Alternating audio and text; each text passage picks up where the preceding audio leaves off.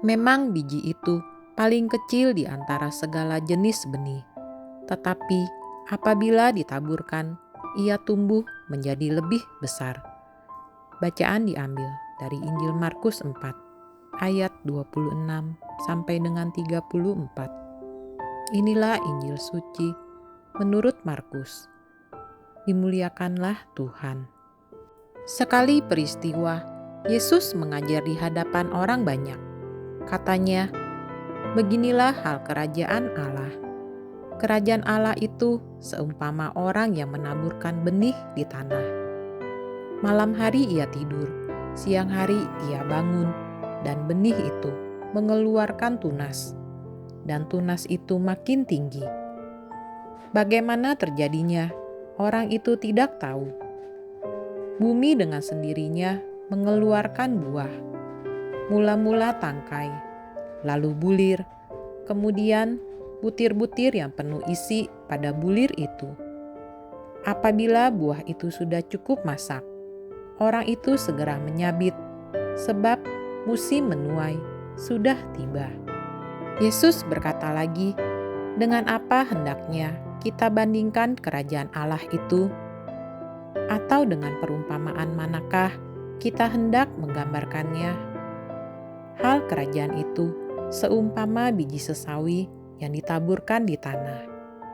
Memang biji itu yang paling kecil daripada segala jenis benih yang ada di bumi.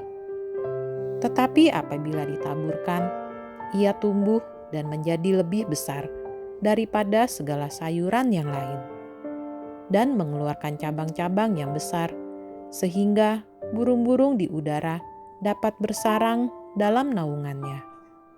Dalam banyak perumpamaan yang semacam itu, Yesus memberitakan firman kepada mereka sesuai dengan pengertian mereka, dan tanpa perumpamaan, ia tidak dapat berkata-kata kepada mereka. Tetapi kepada murid-muridnya, ia menguraikan segala sesuatu secara tersendiri. Demikianlah sabda Tuhan.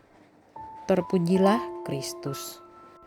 Untuk kita renungkan, saudara-saudari yang terkasih dalam Yesus Kristus, bacaan Injil hari ini mengisahkan tentang perumpamaan orang yang menaburkan benih di tanah. Kerajaan Allah bukanlah sebuah tempat, melainkan suatu momen ketika Allah menyatakan kehendaknya di atas bumi seperti di dalam surga.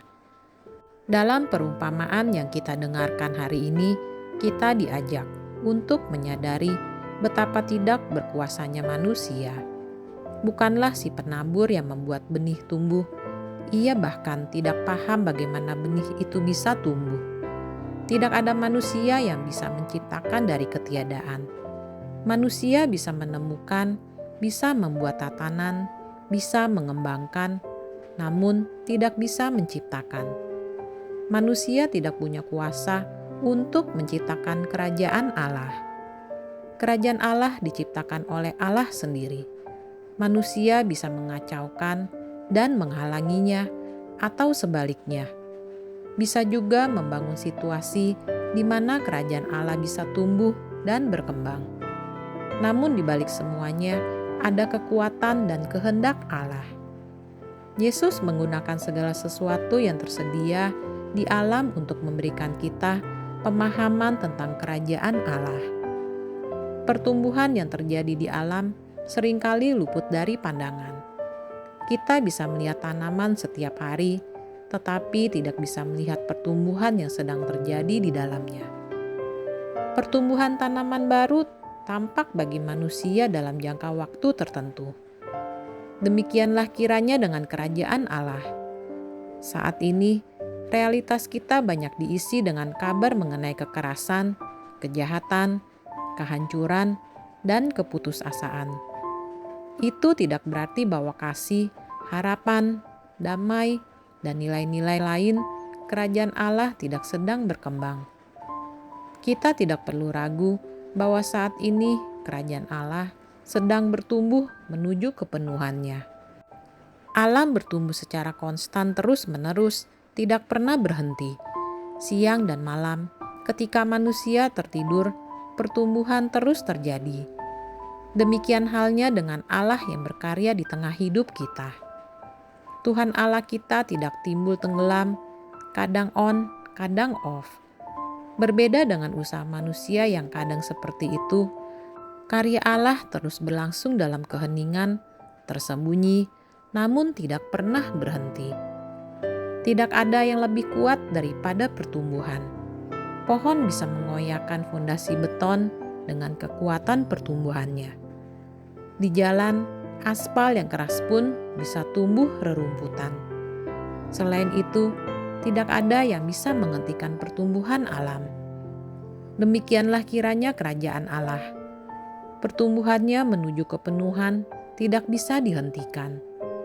Walaupun manusia memberontak dan tidak taat, Allah terus berkarya dan terus mengasihi kita. Dengan demikian, kita diajak untuk mengimani bahwa kerajaan Allah adalah suatu kepastian. Kita saat ini sedang berada di tengah kerajaan Allah yang sedang proses menuju kepenuhannya. Dalam situasi ini, selain diajak untuk memeluk kesabaran sebagai keutamaan, kita pun dipanggil untuk hidup dalam pengharapan. Demikianlah renungan hari ini. Marilah kita berdoa bersama-sama.